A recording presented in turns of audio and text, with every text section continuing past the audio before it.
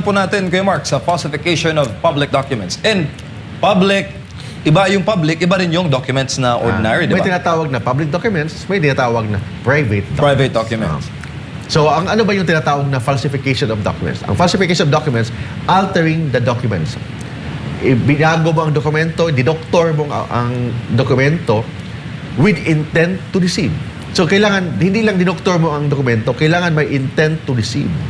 Intent to deceive to make it true kahit na pagsisinungaling yun.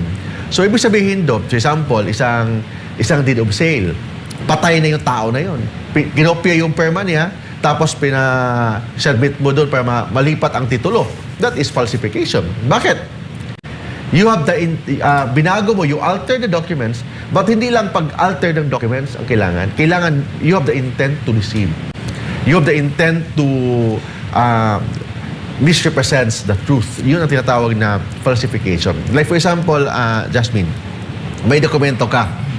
Dollar ha? $100 bill. Ginawa mo, magaling ka sa computer, edit ka, piniprint mo sa maganda mong computer, printer, may $100 ka na. Pero yung $100 mo na peke, hindi mo naman binili o pina-exchange. Ang ginawa mo sa peke $100, ginawa mong frame doon sa kwarto mo. Are you liable for falsification? Hindi. Bakit? Ang falsification, kailangan you have the intent to deceive. May intent ka na maloko ang isang tao. Hindi ka naman nagloko kasi nag-print ka ng peking pera, $100, nilagay mo lang naman sa kwarto mo para na-imagine mo na we have a lot of dollars in the future. Ganon. Nilagay mo, pinaframe mo, gandang frame, may mukha mo pa nakalagay sa tabi. Is it liable for falsification? No. Bakit? Bakit hindi ka liable? Wala ka namang intent to deceive. Ginawa mo lang decoration sa kwarto mo na yung dollar bill.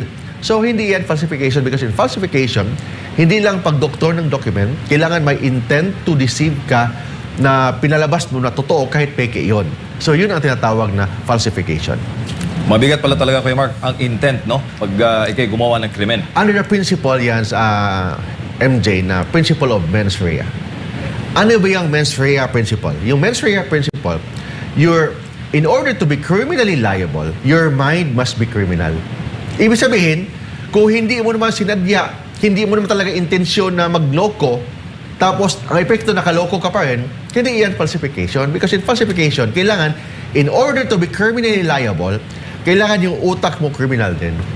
Kasi kung hindi utak mo criminal, tangahan ka lang, o tanga ka lang talaga, hindi mo alam yung ginagawa mo, you're liable for falsification. Because in falsification, kailangan hindi ka tanga. Kailangan utak criminal ka. Utak criminal ka, and because of utak criminal ka, may intent to deceive ka, yan, liable ka for falsification. Yan.